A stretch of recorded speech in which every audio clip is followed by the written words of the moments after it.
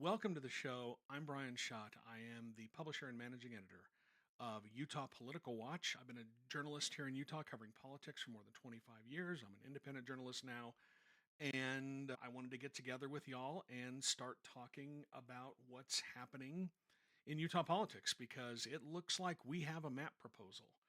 And I have some thoughts on that.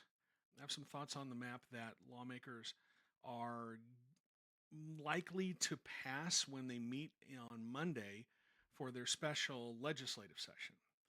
We are streaming tonight on YouTube, Facebook, Instagram, Twitch, and I'm going straight off my phone on TikTok because they have some really stupid requirement that if you try to use a console, 50% of your content has to be gaming related. I don't want people watching me play games. I don't want to watch anybody play games. Maybe we could play Settlers of Catan. That would be the most boring live stream in the world. Anyway, so I am also streaming on TikTok. So anyway, if you have questions, if you have comments, please put them in the chat and I will do my best to answer them. Turning up the audio because people are saying they're still having a little bit of trouble hearing me. So I should have that all set up. I think we should be okay now. Hopefully that's working. So anyway, if you have questions, if you have comments, please drop them in the chat and I will do my best to try and answer those. Let's talk about the maps. I reported earlier this morning that people I've been speaking to, people who are knowledgeable about the discussions about what maps the legislature is considering. Everybody seems to think the legislature wants to do map C. If you remember last week, the Republicans in the legislature produced 5 maps, A, B, C, D, and E, and I did an analysis of all of those. On 4 of the maps, A, B, D, and E, one of the districts would have been carried by the Democratic presidential candidate in both the 2020 and the 2024 election. And then map C, all 4 of the districts would have been carried by Donald Trump, but 2 of the districts look swingy, like they look like they could be swing districts, although they would theoretically go for the Republican candidate. Now, I'm going to bring those maps up here. You should be seeing it now. This is map C, and I did some analysis on it. If you overlay the 2024 presidential results over this proposed map, you can see that Donald Trump would have carried all 4 of those districts. District 1 and District 4 are pretty solid Republican districts. Trump would have carried those by 28 and 46, almost 47 points. So those are rock solid Republican districts. The other 2 districts, District 2, which is the western side of Salt Lake County, all the way out to the Nevada border, taking in the western side of Salt Lake County and Tooele County, that district would have gone for Trump in 2024 by about 6.4 points, almost 7 points. CD3, which is the eastern part of Salt Lake City, and then it goes out east to the border and then down with the southeastern part of the state. So it's a pretty big district, as you can see. That would have only gone for Trump by 2.28% in 2024. And in the 2020 election, that would have only gone for Trump by like half a point. So if this is the map that Republicans are leaning towards, and everybody I've talked to, people who are knowledgeable about these discussions say, this is the map that Republicans are leaning towards. It's weird because it creates what look to be 2 swing districts. And we're going to get to that in a second because I'm not 100% sure that it does. In theory, you've got 2 swing districts. Now, it all depends on candidate quality, which candidates jump into the race, how much money they can raise, fighting back against an incumbent. There are a lot of variables out there, but at least on the surface, these look like swing districts. And some people are puzzled why the Republicans might want to do that. We just had a question in the chat for Instagram. This is Julie Nelson 53. Which congressional map is the best in your opinion? I'm fairly liberal, but want fair representation. It all depends on what you think is fair, right? It all depends on what your definition of fair is. And by one definition, all of these maps that the Republicans have proposed are fair. And that definition is the bill that has been proposed by Senator Brady Brammer that creates this calculation for something called partisan symmetry. And we'll get to all of that in a second. But all these maps, based on whatever metric you want to use, are fair. Personally, I don't agree with the rationalization that lawmakers have done. As a voter, as someone who is a voter, I'm not just a journalist, I'm also a voter here in Utah. As someone who is a voter, I don't like the idea of mixing rural districts with urban districts. They claim that that means everybody gets equal representation. And as we've talked about before in the live stream, that's really not what it was for. They started trotting out that line back in 2001 when they were trying to redistrict former Representative Jim Matheson out of office. When they drew the lines for his then District 3, and Utah only had 3 districts, his district was massive. It was bigger than the state of Alabama. Now we have 4 districts, and they're trying to mix urban and rural again. And the reason I don't necessarily agree with that is because the urban areas are where the people are, right? That's where the people are. There's a lot of people arguing about compactness. You got to draw the most compact districts that you can. In a state like Utah with only 4 seats, it's really hard to do that. We're probably going to get a 5th seat in the 2030 census. So our maps will again look radically different. Which one is fair? It depends on how you look at it. And we will talk a little bit about that in a second. O'Brien writes, did the Republicans really send an email out for their party members to all vote for Map C? Yes, they did. I actually wrote a story about that, and I'm going to show you that email in a minute.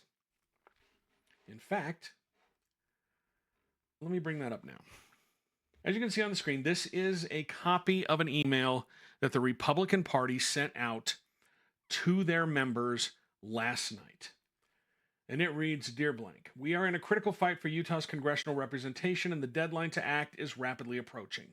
A Utah judge has invalidated our congressional maps, and the clock is ticking for the legislature to draw new ones. Outside groups are seizing this opportunity for a blue takeover that would fundamentally change Utah's voice in Washington.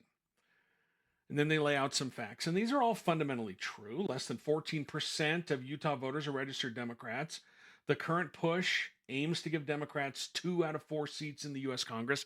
That depends on which map you want to adopt. If adopted, the Democrats could gain control of Congress. True. I think that control of Congress could be very narrow in the 2026 midterms. They urge people to leave comments on the map for the Utah Independent Redistricting Committee. They say support Map C. And they say this is the only map proposed that contains the redistricting criteria and legislative boundaries needed to stop the Democrats. Now, I reached out to the Republicans. They obviously didn't respond to me, otherwise I would have put that in the story, but they didn't respond. Map C is our best chance to preserve Utah's representation. Please act immediately. And they have some talking points for people to leave their comments. Please mention that Map C represents the courts or respects the court's criteria, which includes equal population, minimizing municipal and county splits, compactness and contiguity, and preserving traditional neighborhoods. So when you go to the legislature's redistricting site, and I'm going to pull this up right here. Let's look at option C. If you can see as option C right here at the bottom, there's 719 comments already on this map. And when you open the map, you'll see the comments on the right side. They're color-coded based on sentiment. I think that's built into the software. So red are negative comments, green are positive, yellow are seen as neutral.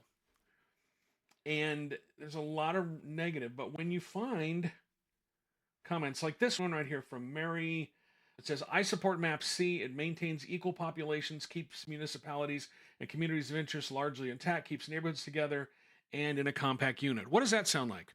That sounds exactly like the talking points that the Republican Party sent out to people to comment on this map.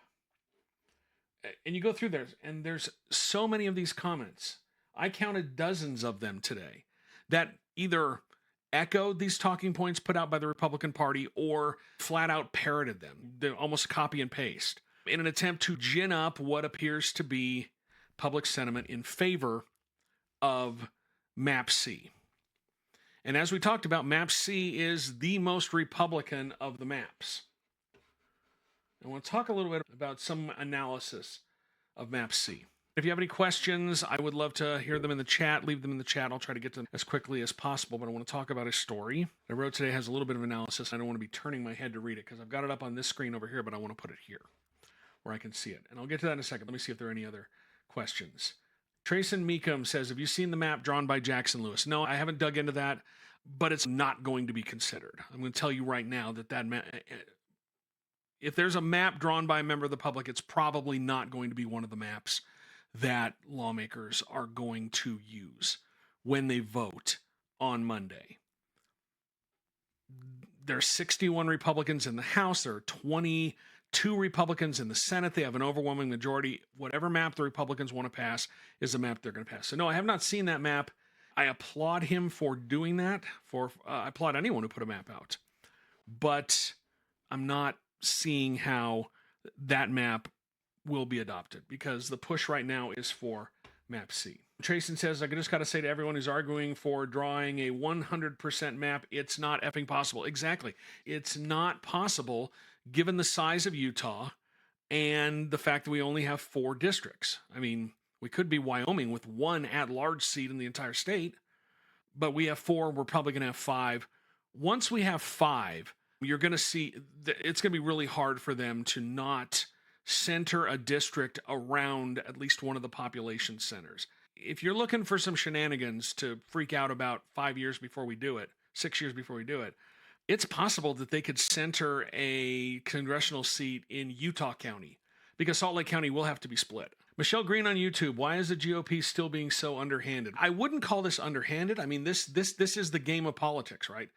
This is how you play the game. She later said, I call that email dirty play. Maybe Democrats could do the exact same thing.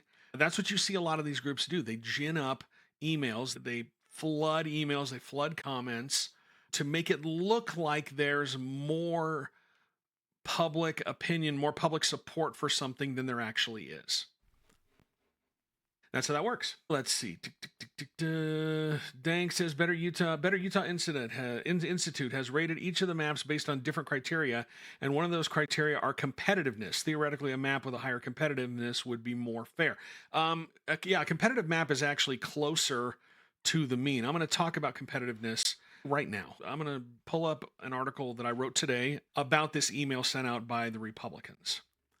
If you look at these maps, and there's a lot of tools out there where you can rate maps and see what they look like and how they might perform. I use a tool called Redistrictor where I can look at demographic numbers, former election results, and so on and so forth. There's another one called Plan Score, and I would suggest that you go try it out. It's a nonpartisan redistricting analysis tool. I pulled up option C that I loaded into Plan Score, and I can drop the link in the chat for everyone to see if you are interested in that.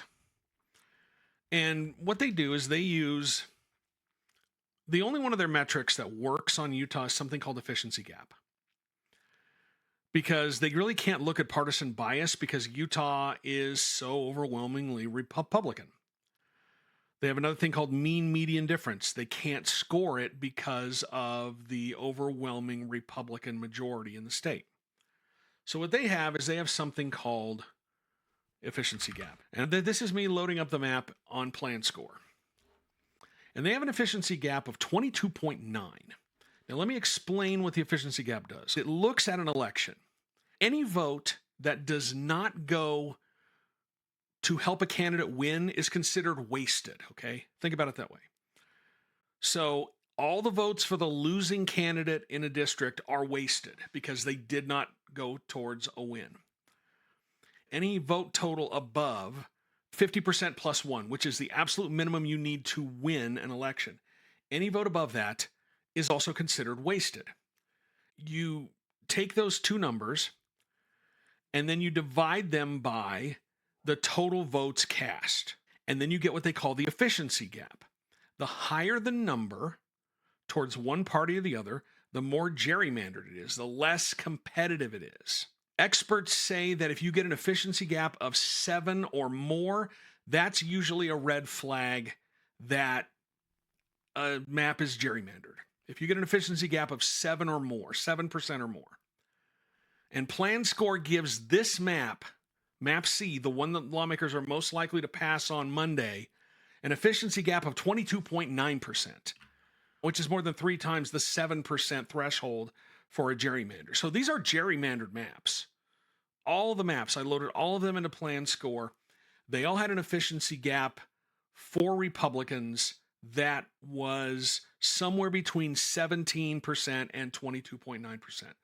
Option C is the one that has the highest efficiency gap at 22.9. So all of the maps under consideration on Monday tilt the playing field towards the GOP.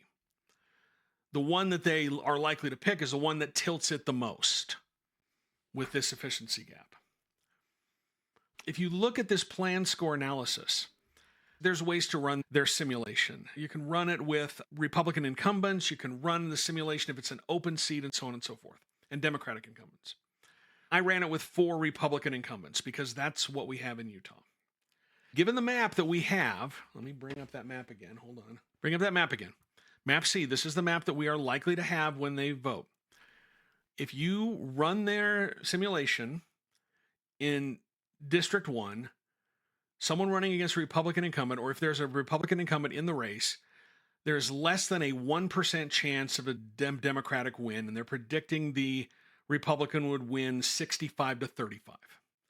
In District 4, which is an even bigger Republican advantage, as you can see on this map, Democrat, again, has less than a 1% chance of winning against a Republican incumbent. And the predicted vote share is 73% Republican, 27% Democrat. So again, another blowout. Map 2, which is the district that Donald Trump would have carried in 2024 by about 6.4 points. District 2, Republican incumbent in that race, there's a 3% chance that it would elect a Democrat over a Republican incumbent. So even though there was a close election with Trump, their simulation says there's a 3% chance of electing a Democrat. District 3 is the one that has the highest Democratic chance on this map, and that's a 9% chance of a Democrat winning against a Republican incumbent in that district. Even though normally they would predict that in District 2, the Republican would get 56%, in District 1, the Republican would get 55%. So these maps are still extremely gerrymandered, even though they're probably better. I mean, they are better than what we had in terms of gerrymandering, because the maps we passed in 2021, those maps, Republicans won by 19 to 30 some odd points. All right, back to the chat. Let's see if anybody has any more questions here. Any ideas if the Dems have a response to counter? They did produce a map. The Democrats did put a map in from the 2 Democratic members of the redistricting committee, Senator Luz Escamilla, Representative Doug Owens. That map probably, it's probably DOA because Democrats versus Republicans, and that's just the way things are. So that map is probably DOA. I wouldn't count on it. There's also a map from Senator Daniel Thatcher, who's the only member of the Forward Party in the Utah Legislature. Michelle Green says, just be fair and give everybody representation. In theory, yes. And that's kind of what Prop 4 was supposed to do. Republicans unconstitutionally repealed it, and so that's why we're where we're at now. And that's why they have to do a new map. Dank on YouTube says, on the map commenting website, why are most of the maps labeled option A, B, C, etc., but Escamilla and Owens map is literally called Escamilla Owens map, because that's how somebody entered it into the system to identify it. The option A, B, C, D, and E were how they were released by the Republican majority. Senator Escamilla and Representative Owens labeled theirs the Escamilla Owens map. That's how it was put into the committee. Any map that's on that website is fair game for Monday's special session. And it is going to be Monday, because Monday is the last day for lawmakers to take a vote on the map and submit the map proposal to the judge. The redistricting committee has scheduled a meeting for Monday morning at 8 a.m., and that's where they're going to vote on which map to recommend to the legislature. At least that's what I suspect will happen. kind of their job. Now, as we've talked before, Republicans are trying to impose their own measure of fairness. And it's a bill that's being run or sponsored by Senator Brady Brammer. And I expect this bill will be included on the agenda for the special session for Monday, where they will be. I don't think the redistricting is the only thing that's on the agenda for them. I think there's a number of other bills that they have talked about addressing or adding, and this is probably one of them as well. And his bill has a standard called partisan symmetry.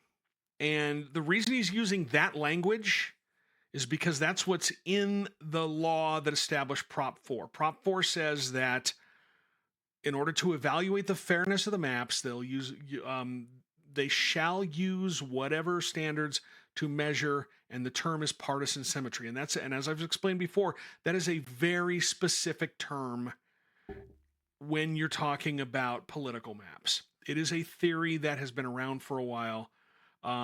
Essentially, if you have a state that is evenly divided and one party wins 55% of the vote and then they get 55% of the seats that are up for election, then it would stand to reason that the other party would also, if they got 55% of the vote, they would also get 55% of the seats. That's what partisan symmetry is, and that's a measure of fairness. The people who came up with that idea said you cannot use it on states like Utah because Utah is so tilted towards the Republican Party. You can't use it on states that are tilted towards one party or the other so much. It doesn't work. But that term is specifically in the law. And so Republicans are going to, it looks like they're going to take advantage of that. And that's what this bill from Senator Brady Brammer does. It creates this complex equation where you take the average vote total from the past 3 statewide elections for the Republicans and the Democrats, president, governor, attorney general, state treasurer, state auditor. Those are the 5 elections that you look at. So from 2024, you would look at president, governor, attorney general. Average those scores. And what you do is you take those average scores and then you either add or subtract them from that 50-50 split to predict how a district would perform. Essentially, what it tries to do is it tries to make congressional districts act like a statewide election. It would make all the congressional districts fit into this formula with a statewide election. And if you look at those numbers, and as I said before, it also has a specific provision that all the votes that went to Phil Lyman in the governor's race in 2024 as a write-in, those would be counted as Republican votes. That's specifically in the bill. I'm not making that up. And when you average that out, I think it came out to around 61% for the Republicans and 39% for the Democrats. That's what those averages were. So any district that fits in that 61 to 39% gap is considered fair under this standard that Republicans are likely to pass on Monday. And that will be the law. And it goes into effect immediately upon the governor's signature if they get 2/3. And they'll probably get 2/3 if they bring it to the floor. They won't bring it to the floor if they don't have 2/3, right? This map fits right in that. And theoretically, the map that the judge threw out in 2021, that one also would fit into this. On TikTok, assuming this is Prop 4 talk, if the new map matches the old map percentage-wise, does it make, and I'm assuming that Justin Jones is saying that, does it make it gerrymandered? As I was just talking about with the bill from Senator Brady Brammer, they're setting the rules for what is fair.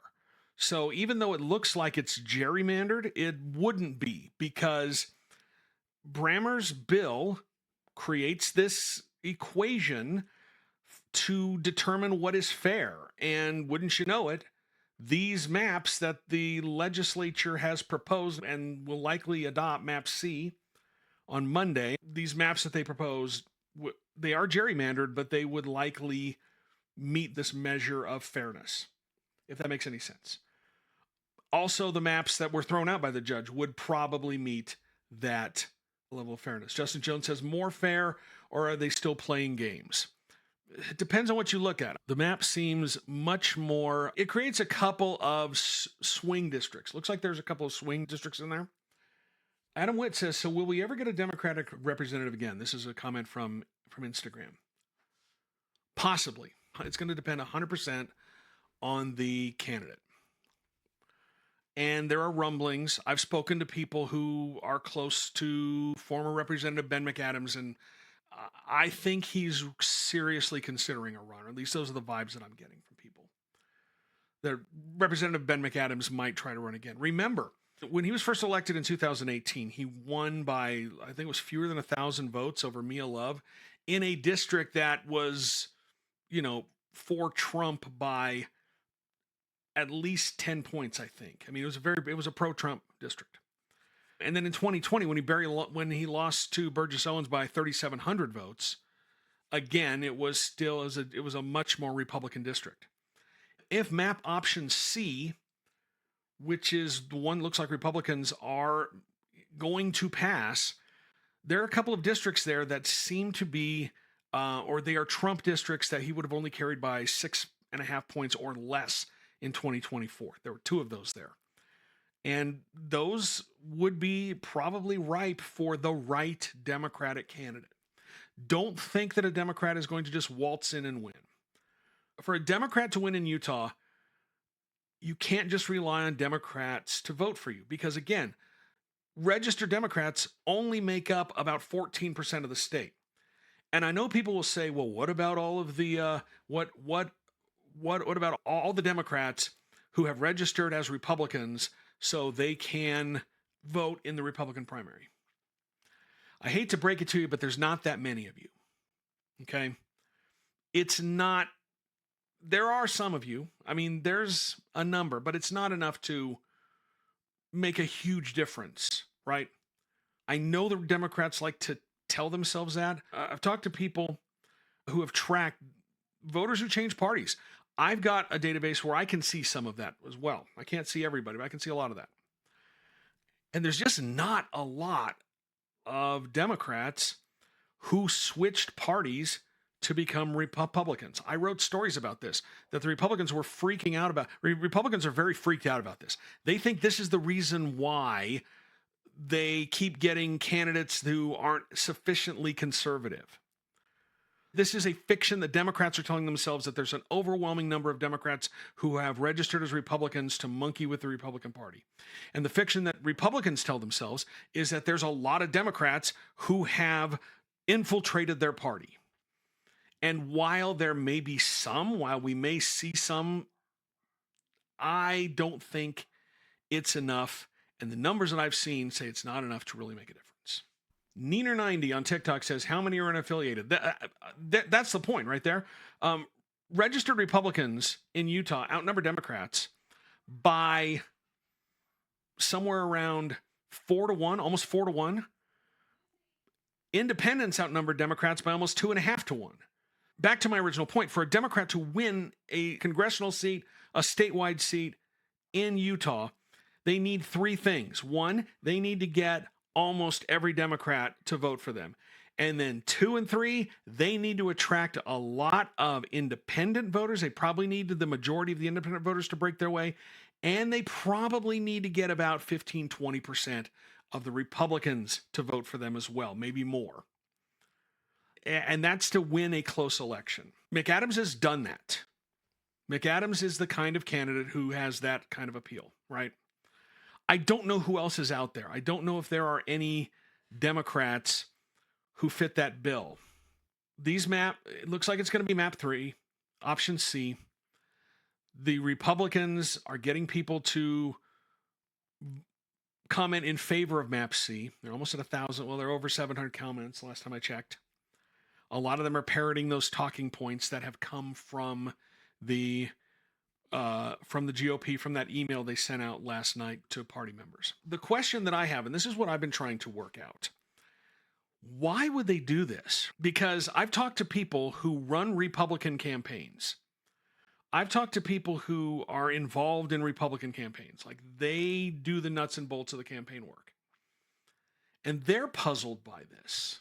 they're puzzled by why the legislature would go for map C when, if you look at it at surface, it might be creating two swing districts. That's the problem they created for themselves in 2011 when they first created District 4, which elected Democrats twice in a 10-year period.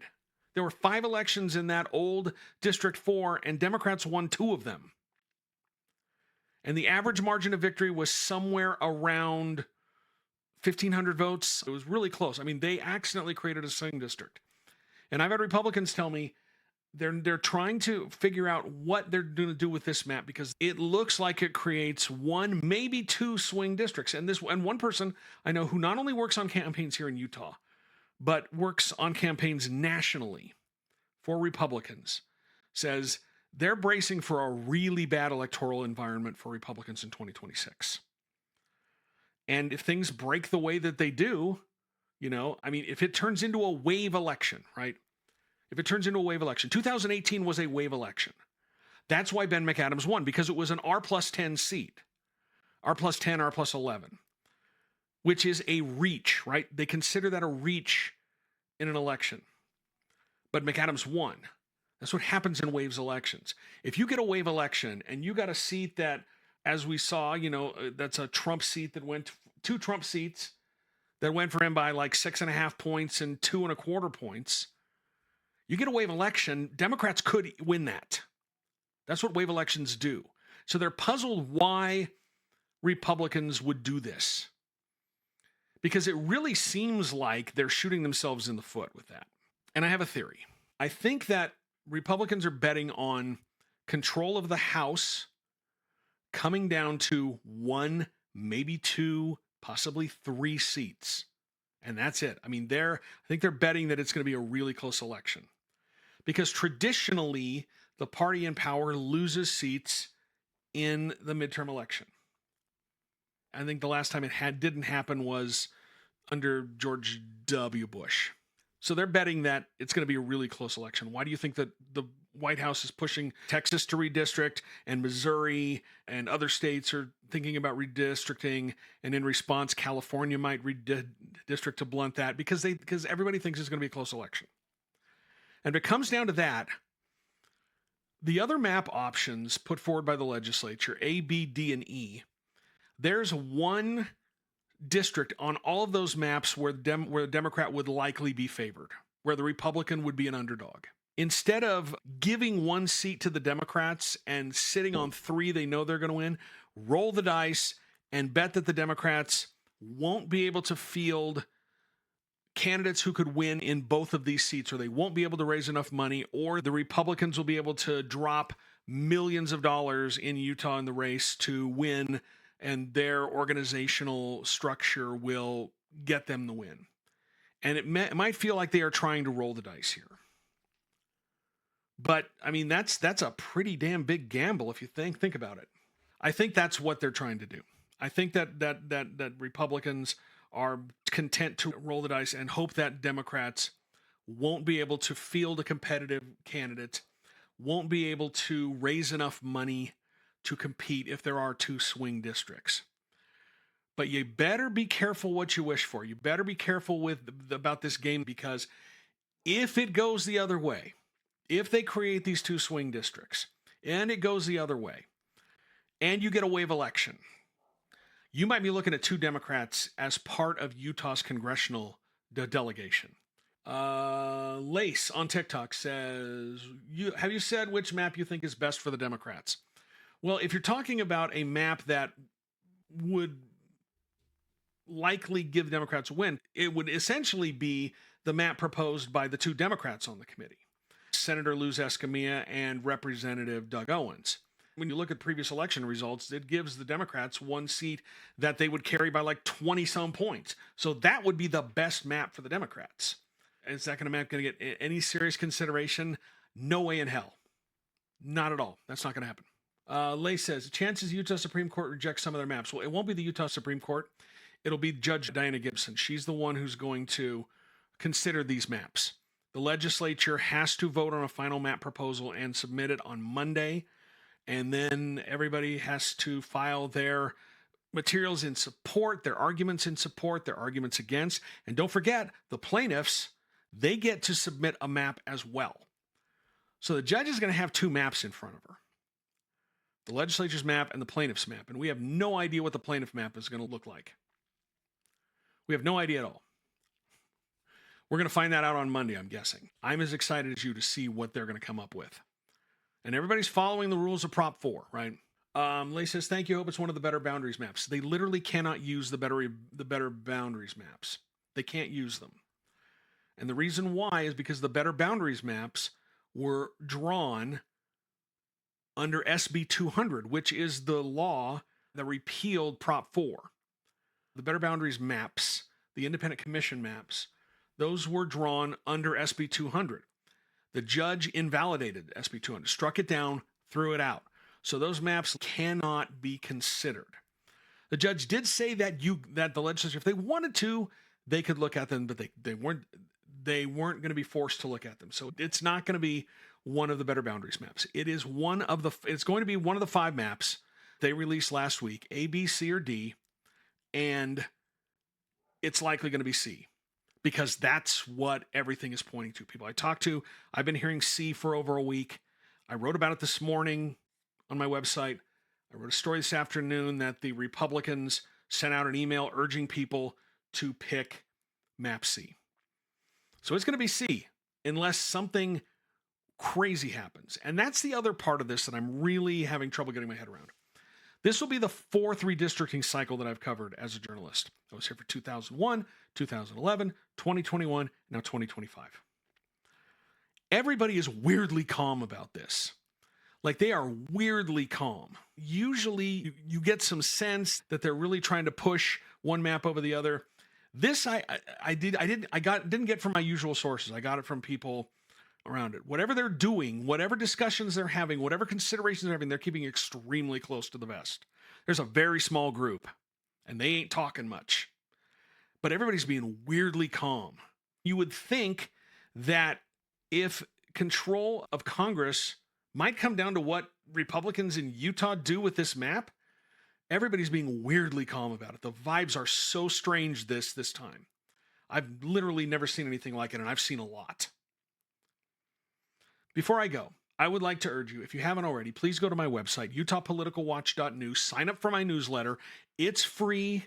You get all of my journalism in your email inbox. I'll send it right to you. Utah Political Watch is me. I'm an independent journalist. I am by myself. I am the person who writes for this. And that's good and bad things, right? Nobody owns me. I'm not owned by any billionaires. Because face it, billionaires kind of suck, right? Jeff Bezos, he sucks. Elon Musk sucks. And you saw what they did to the Washington Post and Twitter. Twitter used to be a good space. Now it's garbage. It's hot garbage. The Washington Post, they're not allowed to write whatever they want. We saw the same thing with the Los Angeles Times, right? But there's a trade-off, right? The billionaire has money to sustain those operations no matter what they're going to write. I have to depend on my readers. I have to depend on you. You are my boss. And I don't think I'd have it any other way. And I think that's the way journalism is going. You're seeing a lot of journalists stepping out on their own. And I'm the one who stepped out on my own here in the Beehive State. So go to my website if you haven't already. utahpoliticalwatch.news. Sign up for my newsletter. If you feel like supporting what I do, you can either become a paying subscriber, and that gets you a few extra things. We've got a chatty little Discord war room where we talk about politics. Paying subscribers get access to that. I can send you some stickers. There's a few subscriber-only emails. Or you can make a one-time donation. I know not everybody can afford it. But, you know, if you value this, if you value the First Amendment, if you appreciate what I do, if you want to support it, I think the last time I checked, it's less than 1% of all of my subscribers actually support my work. That less than 1% make everything possible for everybody else. So they're carrying the load. If you can, I would appreciate you, becoming a paying subscriber or making a one-time donation. Every little bit helps. Anyway, thank you so much for joining this evening. I've appreciated this. Feel free to send me an email if you have any other questions, any ideas for topics for future live shows. I've already gotten some emails from some of you. These are some great topics, and I'm really planning how I'm going to address those and try to explain this, because I think it's important. I really enjoy being able to explain how things work here in Utah politics, because it's a really hard process, but you need to understand it. It's so important to understand. And when people start to understand how it works, then you can become a more engaged citizen. And then you can start participating, because we're in a really, really fraught moment for America and democracy, no matter which side of the aisle you're on. All of us need to be more engaged members of the society, more engaged participants. It's not enough to just be a consumer. You have to become a stakeholder. You have to become a participant. And you can become a stakeholder by helping me do what I do and helping making this possible. So again, my website is utahpoliticalwatch.news. Maybe we'll try to do this tomorrow night or maybe on Friday. It depends on what happens in the news. I will send out an email blast. I'll talk about it on social media. Until then, thank you so much for joining. Thank you for participating. Thank you for allowing me to do what I do. We'll talk to you again soon. And I love you all. Peace.